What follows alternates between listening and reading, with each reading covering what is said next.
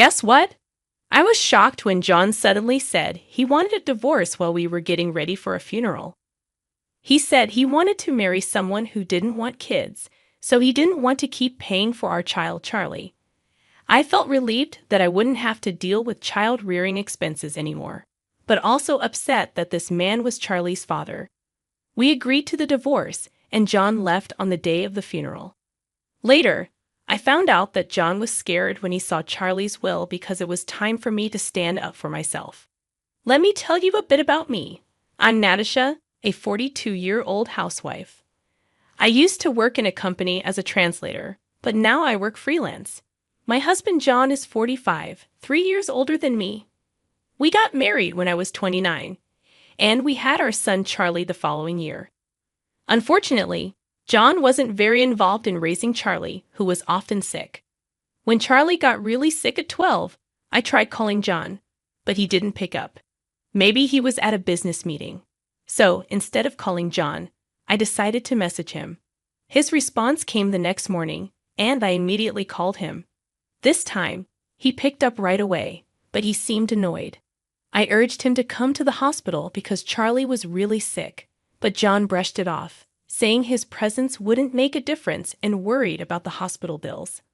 He hung up abruptly, leaving me feeling angry and frustrated. As time passed, Charlie's condition didn't improve despite the change in seasons. Doctors even doubted he'd make it through winter. I reduced my work hours to spend more time with him.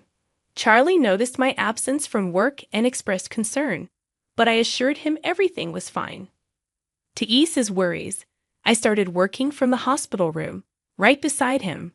Charlie loved reading and studying, so I tried to make his environment as comfortable as possible. However, John never visited Charlie, nor did he show any concern.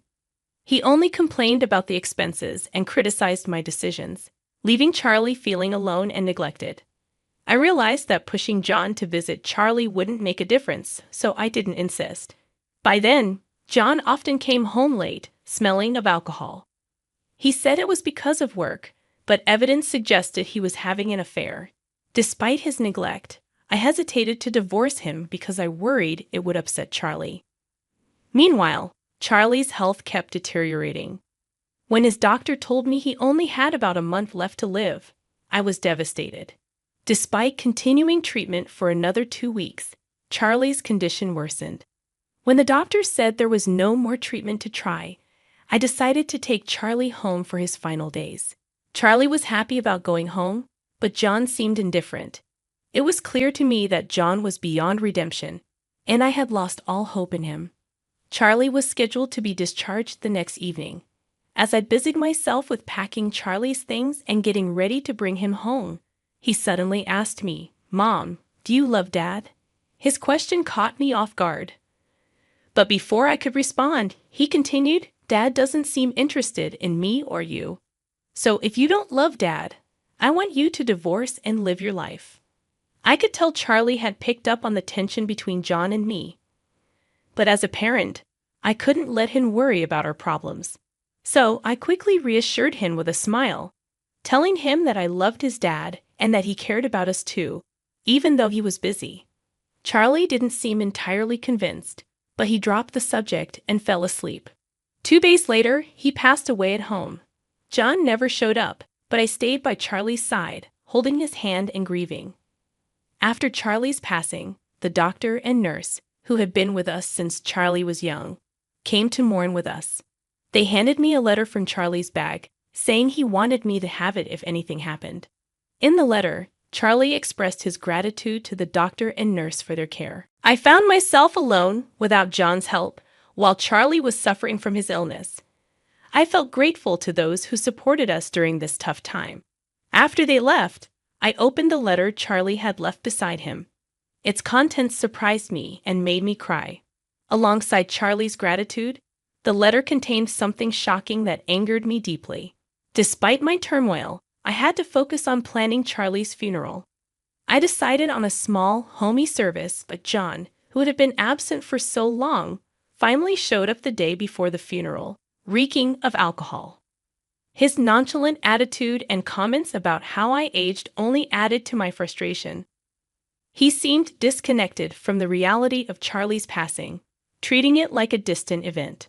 Arguing with John felt pointless, so I chose to focus on the funeral arrangements. Despite the pain of losing Charlie, there was a strange sense of relief knowing I wouldn't have to worry about child-rearing expenses anymore. However, John's sudden mention of divorce during the funeral preparations left me utterly shocked, highlighting his selfishness once again. But this was too much to bear. John's words hit me like a ton of bricks. There's a woman I want to marry, but she doesn't want kids. So with Charlie alive, the child support and medical expenses would drain my money. His callousness cut deep, and a wave of relief swept over him at the thought of being free from financial burdens. The realization that such a man was Charlie's father sent a chill down my spine. As my head cleared, anger boiled inside me. I agreed to the divorce immediately. Fine, I said. Then I'll take the house. Get out as soon as you can. Just wait until after the funeral. With that, John left on the day of the funeral. At the funeral, as I read Charlie's will, John's face turned pale. Relatives glared at him with fierce faces. It was my turn to strike back. Charlie's will expose John's affair. Until I read the will at the funeral, John had been pretending to be a grieving father, crying loudly. How could such a letter exist? It's not true, right, Nedisha? John tried to deny it, appearing pathetic. I silently took out an envelope from my bag and thrust photos in front of him. He stumbled over his words, his face still pale. I smiled sweetly and asked the relatives to pass around a few photos I had. Whispers of disgust and small cries of shock arose from all around. Despicable. Not visiting his frail son, but with this woman in such a scandalous manner. The glares at John intensified, and he slumped down in his seat. I then presented John with the divorce papers. He looked up at me in shock, his voice cracking as if he was about to cry. You didn't pay attention to me because you were always nursing him. It was just a fling. Forgive me. I don't want a divorce, John pleaded. Not paying attention. You're not a child. I repeatedly asked you to help me nurse him, but you always ran away, claiming work as an excuse.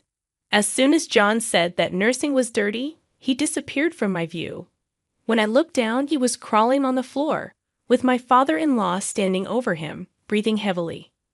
You, what do you mean nursing your own son is dirty? Enough with the jokes. A parent who doesn't care for their child isn't a parent at all. You're the lowest of the low. My in-laws had always adored Charlie. They celebrated every time he was discharged from the hospital, bought him his favorite things, and never missed a visit.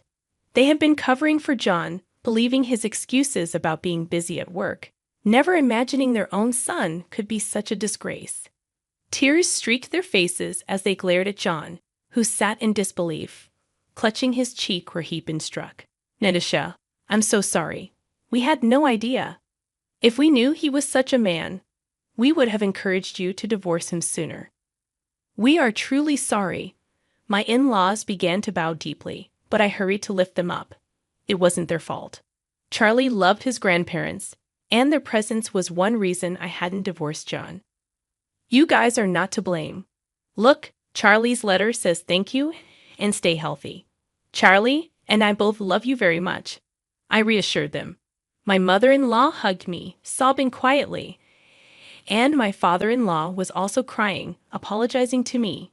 John finally came to his senses, stood up, and pointed at me, yelling, "Don't be ridiculous. She's just an old lady who couldn't even take care of her husband, a failure of a wife." As my father-in-law lunged towards John, I stepped in front of him. John looked at me with a fearful yet defiant glare. What, you got something to say? Not really. This is reality. No one here is on your side. And make sure to pay back the money you've borrowed from many people, haven't you? I said.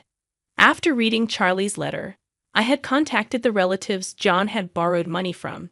They began murmuring, realizing John's expensive activities involving a woman from a nightclub, realizing that John couldn't afford his lavish lifestyle on his salary alone. I checked if anyone had lent him money. To my surprise, it wasn't just John's relatives but mine as well. Under the pretense of Charlie's medical expenses, John had borrowed money, but it was clear he had used it for his affair. I lent that money thinking it was for Charlie. Give me back my $20,000 right now. One relative demanded. Same here. I want my $40,000 back, another exclaimed. This sparked a cascade of demands from various relatives for the money John had borrowed. John's face turned paler with each claim, and he turned to me, weakly smiling. Natasha, we're a couple, right? You'll help me, won't you? I couldn't believe what I was hearing. Are you serious?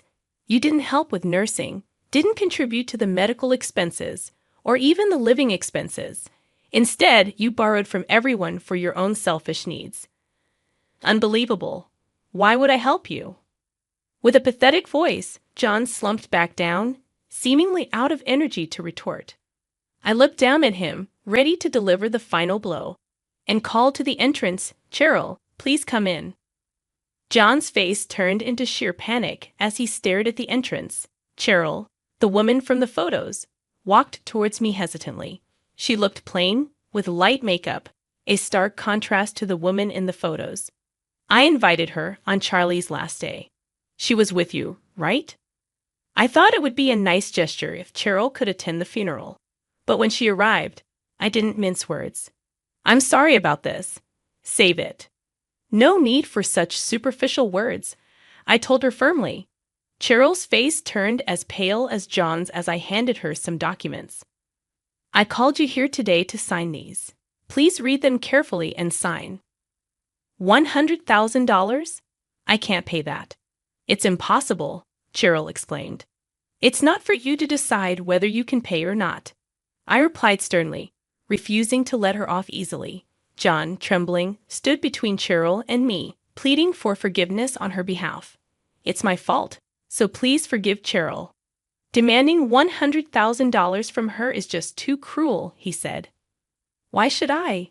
I'm merely asking for compensation for the affair, I retorted, waiting for John's next words. That's because Cheryl is fragile, unlike you. How do you expect her to earn $100,000?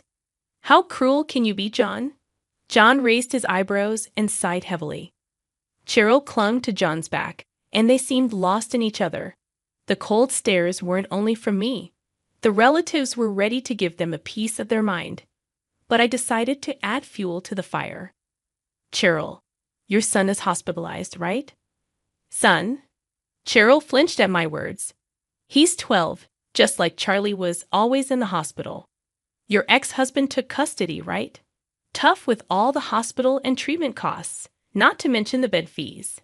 You must be getting quite a demand for child support, aren't you? How? How do you know that? Cheryl looked at me as if she'd seen a ghost. John was frozen in shock. I pulled out some documents from my bag and handed them to John. He shakily read them, then suddenly pushed Cheryl away. Hey, what's this? Divorced with a kid? You never told me.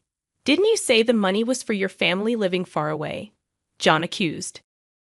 I didn't lie. My son is my family. So I've been with a used woman. Where's the true love you promised? Cheryl responded, her voice breaking. After Cheryl threw her shoe at John and he lunged at her, they started brawling like children.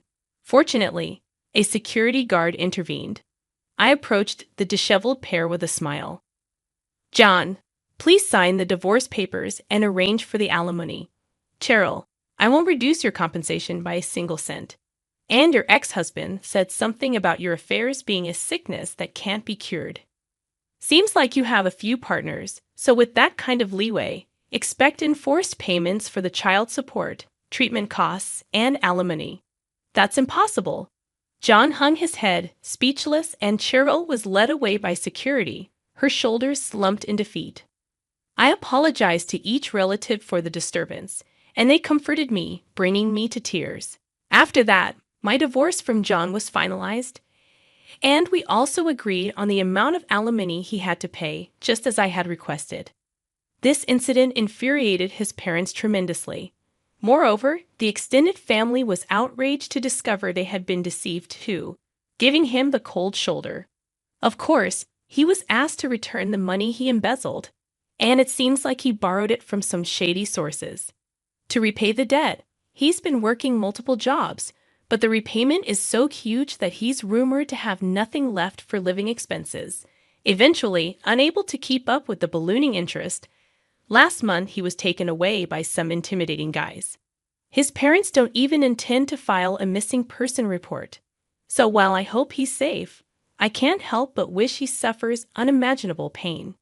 As for Cheryl, all the men she dated found out about her affairs and the child she had, cutting off all financial support. At 30, she's considered old for her line of work, struggling to attract clients, and eventually had to turn to her parents. She paid the alimony in one lump sum. However, she's since been sent to work on a farm on some island with her wages going directly to her parents for debt repayment. As for me, I moved with Charlie's memorial tablet. I bought a house near the ocean, something Charlie always wanted, and now live there alone with the cat he wished for. I look forward to the times when my in-laws visit, and we reminisce about Charlie. Another letter from Charlie arrived for me. In it, he wrote in slightly blurred script about his gratitude, apologies for leaving for heaven first, and his wish to be my child again in another life. The letter ended with, "Mom, stay true to yourself, stay healthy, and live a long life," inspiring me to live my life for Charlie. Despite the sadness of not seeing my beloved child grow up, I'm living each day to the fullest.